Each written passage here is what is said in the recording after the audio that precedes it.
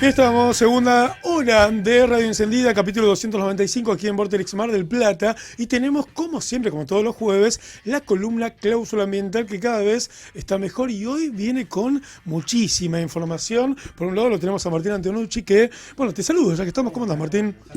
¿Todo tranqui? Bien. Bueno, volviendo, estuviste la semana pasada, iniciamos esta temática que tiene que ver con Punta Mogotes, que me parece que va a dar mucho, pero muchísimo. Sí. Recién estuvimos con el exintendente charlando un poco, le consultábamos sobre si va a existir la posibilidad de una mesa de diálogo. Ahora nos vas a contar un poco cómo viene. Después lo vamos a estar detallando un poquito. Vale, espectacular, va a haber mucha información por ese lado, pero por otro lado, el responsable de esta columna, nuestro querido amigo, colega y parte de este equipo de Radio Encendida, Gonzalo Vergés. ¿Dónde está? Algo dijimos, está en Vaca Muerta, mandó 3 videos.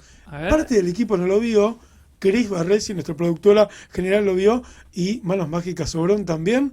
A ver de qué se trata, vamos con eso. Hola gente de Radio Encendida, hoy acá en el marco de la columna Cláusula Ambiental nos encontramos viajando, estamos en el corazón de Vaca Muerta.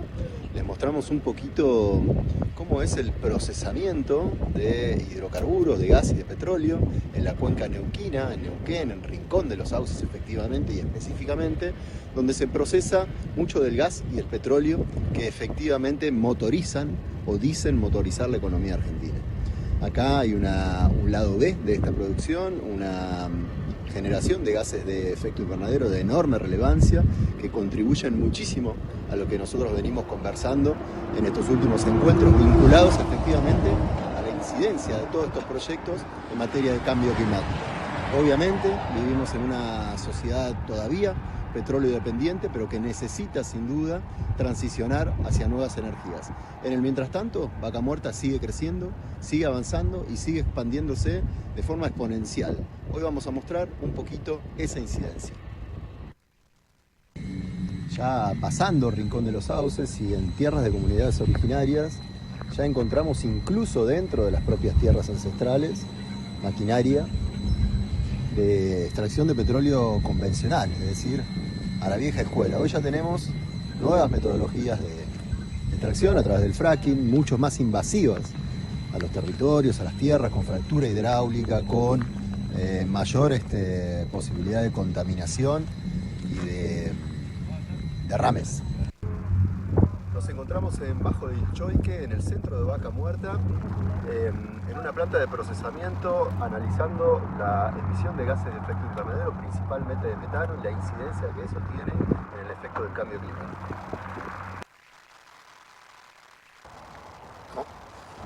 Estamos en Comarsa, en Neuquén, en uno de los principales basurales petroleros a cielo abierto, un ejemplo del destrato que se le da a los residuos petroleros y también de la enorme cantidad de maniobras fraudulentas que se llevan adelante en estos procesos.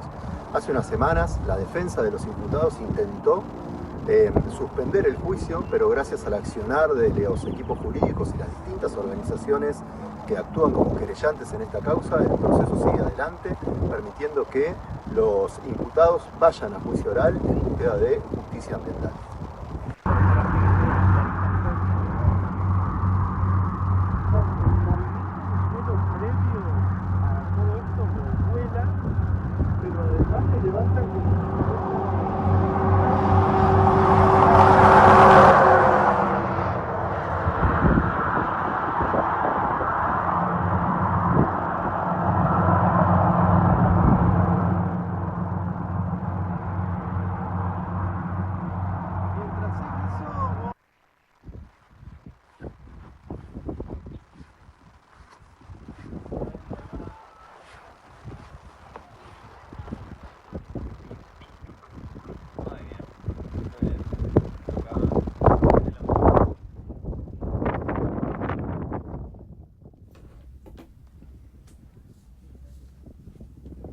Bueno, ahí estamos viendo los últimos. Qué bárbaro, ¿no? Tremendo. No, y aparte que bueno poder ir al territorio, Sí, al claro. territorio, verlo, porque uno va un poco recogiendo las crónicas de lugareños, de algunos periodistas también. Gonzalo, por supuesto, venía de alguna forma charlando un poco de esto también en ediciones anteriores, pero ir al territorio, ir al lugar, verlo de motu propio, hablar con los lugareños y también ver cómo se va dando esta cuestión de la extracción. Aparte ¿no? hay una especie de intriga, ¿no?, respecto a Sí, Vaca ¿no? Muerta, porque Sí. todos sabemos que está. El Sí, es crecimiento verdad. fue, la verdad, exponencial en muy poco tiempo. Y es importante tener ojos ahí y poder también entablar conversaciones y escuchar, porque más allá de una idea de soberanía energética que por ahí todos podemos compartir, pero que es necesario por ahí explotar nuestros recursos en ese sentido, bueno, hay que tener cuidado y extremar en ese sentido los cuidados y las políticas para evitar que haya problemas, que lamentablemente lo que nos encontramos usualmente es que los hay, que aparecen. No, porque Así está que bueno muy importante el laburo de Gonzalo. súper Total. importante. Y aparte hay una cuestión que está bien el punto que tratás, porque hay una cuestión como explícita o implícita de que todo el mundo, o el 100% piensa que, bueno, Vaca Muerta está dejando plata, hay soberanía energética, entonces no se critica nada de eso. Claro. Después todo lo demás está bien, pero Así ahí- empiezan los problemas. Claro. Porque en realidad, bueno, yo quiero creer que el Estado argentino tiene las capacidades técnicas De- sobradas para poder encauzar, digamos, estos proyectos de manera sustentable, sostenible y responsable. Ujú. Sobre todo ambientalmente, ¿no? Pero bueno, me parece que tenemos que estar muy atentos a fiscalizar ese funcionamiento para no tener derrames, para no tener vuelcos de camiones que Claro.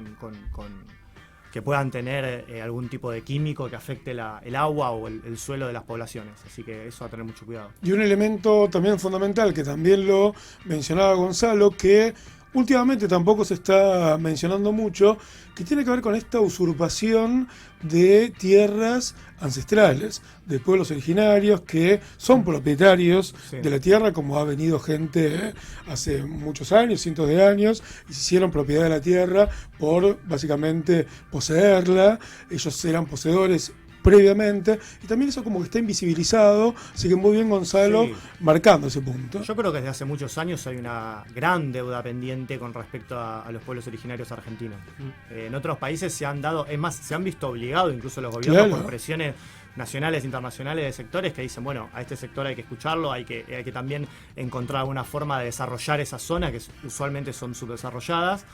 Y Argentina es un tema que, viste, nos hacemos medio los boludos para hacerlo Sí, lo pero más claro totalmente, posible. sí. Miramos por otro lado, Sí. hacemos como que no existe, y la verdad que para mí es un tema de agenda que hay que encarar y que hay que dialogar ahí. Sí, hay que encarar, hay que dialogar y también darle un poco de voz, porque es como es todo subsidiario. No, Total. bueno, si los echan, que los echen, total, o son los mapuches, entonces los estigmatizan. Una mirada por tal lado, estigmatizadora como totalmente. pasó hace unos años atrás, que parecía Exacto. que eran una guerrilla iraní, y la verdad que cuando vos vas y conoces las comunidades te das cuenta justamente de estos problemas de desarrollo que hay y que tendríamos que estar trabajando para resolver. Hace poquito estuvimos participando de algunas charlas que tienen que ver con los pueblos originarios, con comunidades mapuches, tehuelches y demás, y van de alguna forma denunciando no solo la estigmatización, sino cómo desde diferentes instituciones los van relegando en términos culturales, en términos también de descalificación académica. Así que bueno, hay mucho por eso. Franco, Mucho no sé, trabajo ahí, por hacer. Sí, justo este tema de los mapuches y los pueblos originarios, uno piensa que en la calle no se habla y que mucha parte de la población, ¿no?, de la sociedad no los tiene en cuenta. Y sabes que el otro día con mis amigos salió el debate Ajá. y por una parte me sorprendió porque, a ver, uno que ha estudiado y que, bueno, le gusta informarse y eso, los tiene presente a tanto a los mapuches como también a los pueblos originarios, pero estamos en épocas y en tiempos donde la juventud mucho como que no le interesa o no se quiere informar. Y el otro día cuando salió el debate con mis amigos, y un poco, como digo, me sorprendió, y por otro lado digo, qué bueno que todavía nosotros podamos seguir hablando de esto. Y también creo que es un mensaje para replicar en los más jóvenes que por ahí recién se están metiendo en política o están escuchando de estos temas, para que no lo dejen de lado, Total. porque es algo, como ven, decías Martín, es algo que tiene que estar en agenda, y que también haya diferentes posturas está buenísimo, pero que también esté la postura de defenderlos y querer valentonarlos en decir, bueno, la descalificación a los pueblos originarios viene, no sé, hace 200 años y bueno, es algo que hay que, por una parte, erradicar porque también son personas y son parte de la sociedad. No es como que ese pensamiento de, bueno, hay que eliminarlos como pasó en la campaña del desierto, por ejemplo, ¿no? Como que no tiene que ser válido.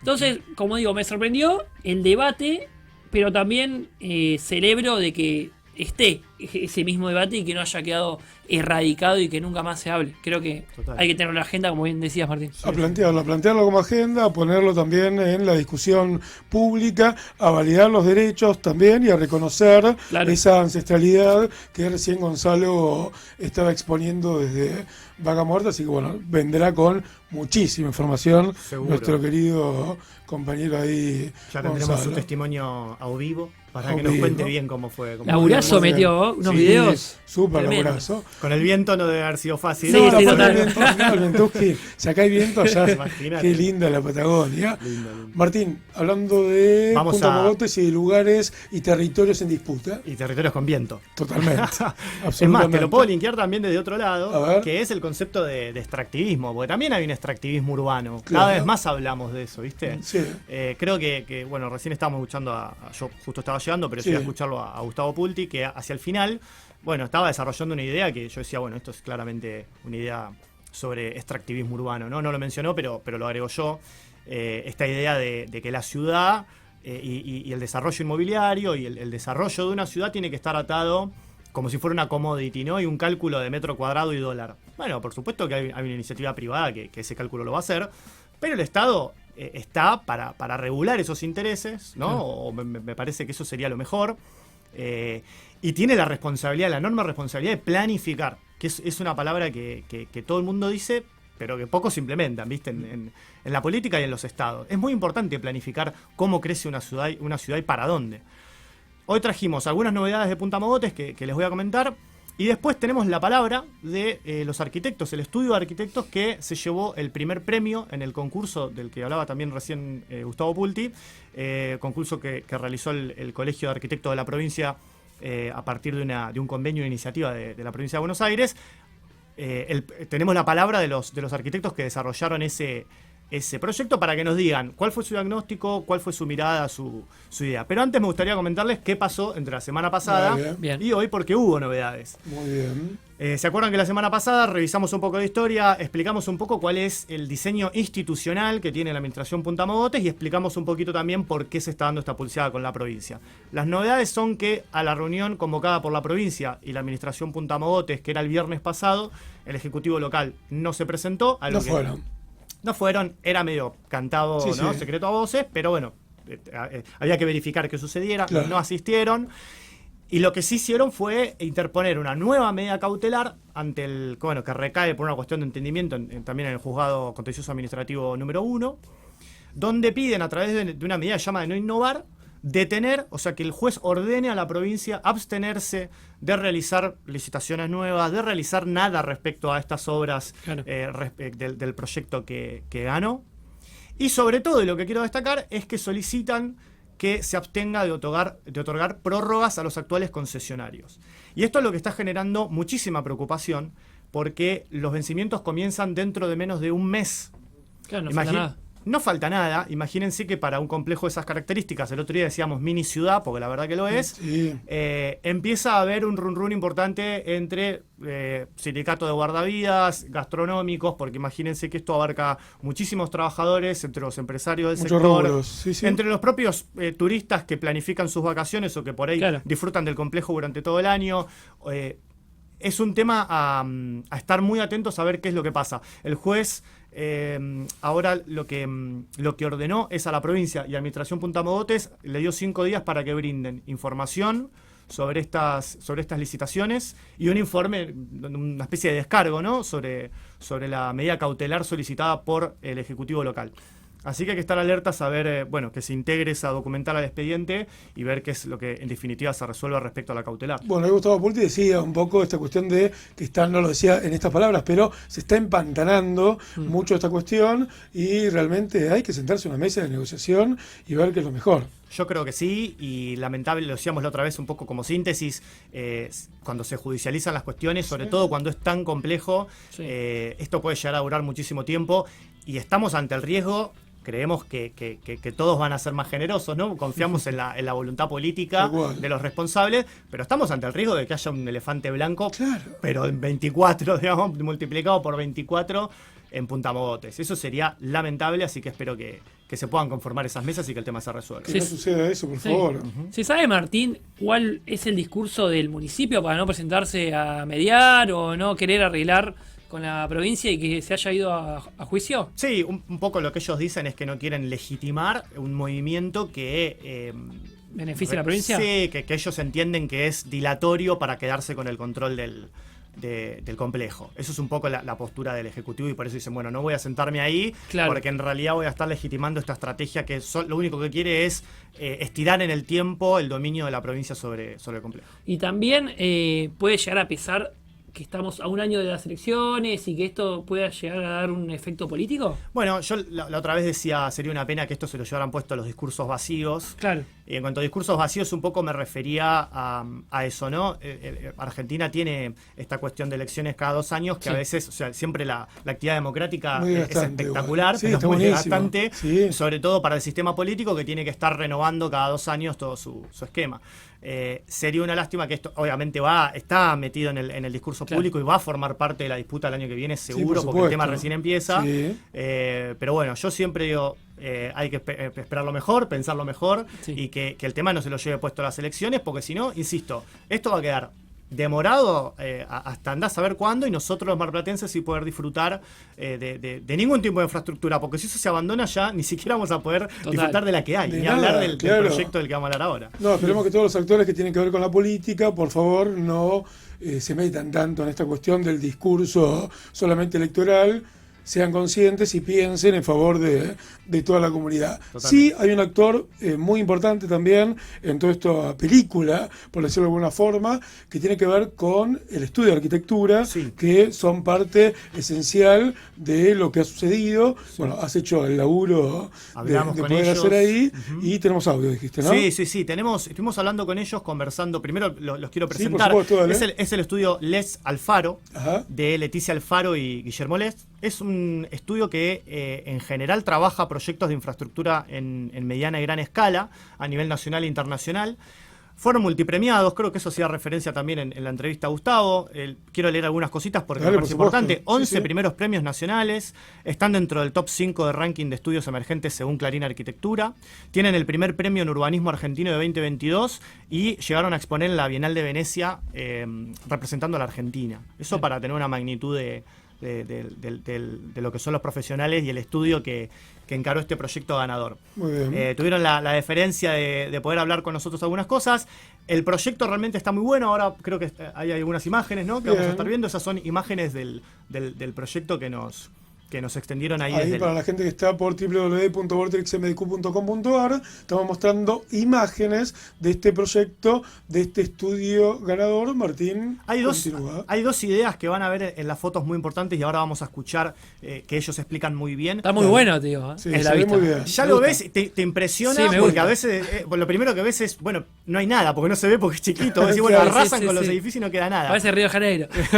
No es tan así, no es que no queda nada. Ahora vamos a ver que hay un montón de servicios turísticos que se sostienen, y hay una propuesta a que el complejo esté durante todo el año, ¿no?, a través de espacios públicos para los marplatenses, que lo podamos disfrutar no solo los 3-4 meses de temporada alta, sino también durante todo el año. Y hay dos ideas fuerzas, que son conectar con el paisaje nativo, porque fíjense que en ese proyecto aparece de nuevo lo que es el paisaje nativo de Punta Mogotes, y después el disfrute del espacio público. Lo primero que les preguntamos, y que ahora vamos a escuchar, es por el diagnóstico.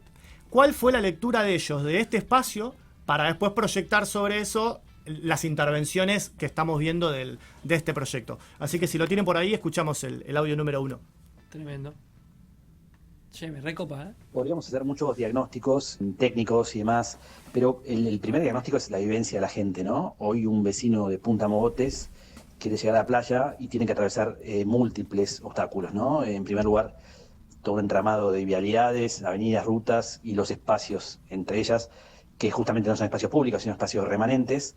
Y una vez que cruzó todo eso y logra cruzar las lagunas, tiene que atravesar un desierto prácticamente asfaltado, 45 hectáreas de asfalto que tiene que atravesar y finalmente llegar a una línea donde están los edificios de los balnearios privados, ¿no? Que son además totalmente fuera de escala, parecen edificios institucionales, nunca edificios de playa. Quizás una vez que caminaste 300, 400 metros, encontrás un pasillito público de 2 metros de ancho y entras como pidiendo permiso dentro de una serie de apropiaciones del espacio público. Se puede resumir en 2 grandes ejes, que es no hay paisaje nativo, o sea, no hay identidad, no está el paisaje natural, y por otro lado no hay espacio público, es decir, la gente no lo puede usar. El común de la gente. El primer diagnóstico es la vivencia de la gente, ¿no? Hoy un vecino de Punta Mogotes quiere llegar Bien, a la playa. ese es Guillermo Les, uno de los directores del estudio, Ajá. que nos contaba un poco de cuál fue el diagnóstico. Hay algo que dice que me gustó mucho, que es que uno entra como pidiendo permiso, Sí, y es verdad, totalmente. porque tenés que ir atravesando todas esas barreras urbanas Sí, es hasta verdad. llegar a la arena y a poder mojar los piecitos. Es No, bastante. después que te Sí, prendiste es el verdad. fuego del calor, no, es sí. terrible. Eso ni hablar. Es re tedioso. Sí, ya el edificio te mira mal. Bueno, ¿Viste de cómo? hecho, vos vas caminando y no, bueno, cuando estás más atrás en la parte elevada, sí, Sí. llegás a ver el mar. Pero después te vas metiendo y entras en esa jungla de cemento donde no ves el mar hasta. No. Bueno, este proyecto, por lo que nos explican y por lo que estamos viendo, la Sí. idea que tiene es de remover todo eso para que la visual sea constante, ¿no? Claro. Bien, se ve muy bien. Les preguntamos también, justamente ahora hablando del proyecto, Sí. cuáles son los cambios que ellos consideran más importantes de acuerdo o en comparación con el proyecto, con lo que hay actualmente, con el complejo en su estado actual. Escuchamos ese diagnóstico, la idea es ver ahora cómo opera el nuevo proyecto. En ese diagnóstico está ahí en el audio número 2. La principal innovación del proyecto es entender al paisaje como infraestructura principal, recuperar eso que está sepultado debajo del asfalto, recuperando médanos, humedales, superficies permeables y especies nativas para reconstruir el ecosistema costero, formando costuras transversales de paisaje que vuelvan a conectar la ciudad con el mar mediante espacio público, priorizando la experiencia peatonal y el acceso libre a la costa. Por eso propone transformar esa relación entre la ciudad y el mar, eliminando las barreras físicas que existen hoy, esas grandes superficies impermeables y sectores que interrumpen el acceso y las visuales al mar. Por eso el proyecto recupera el protagonismo del espacio público mediante parques, recorridos peatonales, médanos restaurados, anfiteatros, skatepark y espacios ambientales que vuelven a conectar a la comunidad con el paisaje costero. Si bien, por supuesto, se mantienen los balnearios, se reconvierten mediante una arquitectura liviana, modular y adaptable, incorporando nuevos usos como gimnasios, centros de convenciones, coworking, hotelería, actividades culturales, educativas y comerciales, permitiendo así ampliar la vitalidad urbana más allá del verano. Si bien los estacionamientos siguen existiendo para dar respuesta a las necesidades de los balnearios, ahora son de materiales permeables y se convierten, cuando no se están usando para ese fin, en espacios para eventos públicos de música, ferias, se pone en definitiva a disposición de la ciudad. De esta manera el automóvil deja de ser el organizador del frente costero como es hoy y el protagonismo pasa a las ramblas peatonales, las bicisendas, las pasarelas y los espacios colectivos abiertos. Otro aspecto novedoso es la transformación del balneario tradicional hacia un modelo flexible y adaptable con programas permanentes capaces de sostener la actividad económica y urbana durante todo el año. Bueno, ella era Leticia Alfaro, Sí, es sí. la otra directora del estudio. Está muy bueno esto que dice. Yo lo que le preguntaba en esta pregunta era justamente, además de los cambios que nos gustan porque son nuevos y decimos, bueno, mira, ahora vamos a poder entrar y se ve el mar y estás en contacto con la naturaleza, tratando de ponerme un poco como abogado del diablo. Sí, Bueno, sí. pero ¿qué cambia que por ahí algún vecino o algún turista que va hace 1000 años a Punta Mogotes y no quiere que cambie nada? ¿Qué le podría llegar a molestar? Por ejemplo, los estacionamientos. Porque yo en redes había visto Claro. que alguien decía, bueno, pero no hay ¿Y dónde estacionamiento. meter los autos? Esto es Sí, para sí. darle un poco de tranquilidad a quien disfruta del estacionamiento, que van a seguir estando y que los servicios turísticos bajo este proyecto también siguen estando, ¿no? Lo que pasa es que se potencia, según la palabra de los propios profesionales, Sí. con un uso más intensivo de espacios públicos y sobre todo oportunidades para hacer durante todo el año, ¿no? Actividades durante Claro. todo el año. Bien, bien, bien. Por Pueden último, guardar su autito. El auto va a estar. Pero Quédense no va a girar tranquilos. todo el complejo alrededor del auto, ¿no? Sería Y la. sí. Muy bien. Bueno, les pregunté también cuál es la perspectiva ambiental y urbana, ¿no? Yendo un poco a algo más técnico y que aparte va digamos, la naturaleza de esta columna. ¿Cuáles eran las ideas, fuerzas digamos, urbanas y de ambiente que a ellos los llevó a tomar estas definiciones? Y esto nos decían en el audio número 3. Respecto del paisaje nativo, el elemento básico de toda nuestra costa es el libre juego de las variables, mareas, vientos, arena, ¿no? Y que esto lo que provoca es la formación de médanos, acumulaciones de arena, que son fundamentales porque son los que regulan el ciclo del agua. Y por otro lado, atrás del médano, obviamente, vienen con la fijación de médanos, viene toda la flora y la fauna, o sea que son auténticos reguladores de todo el ecosistema costero, son los médanos, y justamente estos médanos transversales que unen la playa con la ciudad es el eje fundamental de la propuesta paisajística. Y respecto al espacio público, la prioridad obviamente es el libre acceso a la comunidad al mar, el derecho al paisaje que hablábamos antes, y que todos puedan llegar libremente, sin ningún tipo de obstáculos, a acceder a la costa, al océano, ¿no? Y no solo esto, sino que promovamos en estos paseos, en estos espacios, estos parques públicos de llegada al mar, lo que tenemos que promover es actividades para la comunidad que nos mantengan un ritmo de vida urbano y vital durante todo el año. Tengamos en cuenta que los países más desarrollados son justamente los que mayor cantidad de espacio público por hectárea tienen y los que mayor cantidad de espacios verdes también tienen, ¿no? Porque justamente acá el riesgo que corremos es no solamente la naturaleza que se perdió, la que se está perdiendo en este momento, sino que hay generaciones enteras que han visto este paisaje devastado, este paisaje, este no lugar, porque en definitiva hoy es un no lugar todo esto, y en realidad la regeneración realmente comienza cuando dejamos de naturalizar este tipo de situación. Libre acceso al mar y derecho al paisaje, me encanta. Yo creo que esas son las dos ideas fuerza que rigen el proyecto. Está muy bueno, creo que Sí. nos gustó a todos, nos ilusiona, sobre todo en comparación con el de ahora, que bueno, obviamente, más allá de la historia que contábamos la vez pasada, también se rige me parece, por otra forma de pensar el turismo y a la ciudad que correspondía a otra época. Totalmente. Claro. Este proyecto trata de incorporar, me parece, una mirada más moderna y que se está por ahí discutiendo también a nivel internacional en otras ciudades, ¿no? Está bueno, me gusta. Bueno, Martín, un placer. Muchas gracias por la invitación y cuando quieran. Estamos acá Bueno, para sí, charlar. sí, pero por supuesto. El tema de Mogotes va a dar para qué hablar, así que Va a dar seguramente- para qué hablar y está bueno para poder continuarlo, seguirlo. Hay un montón de actores también involucrados, la gente del estudio también está bueno para quizás en alguna otra instancia poder charlar con ellos. Estaría Bueno, gracias buenísimo. por participar y lo esperamos a Gonzalo. Que nos La semana dé que viene novedades. lo esperaremos acá, Dale. firmes.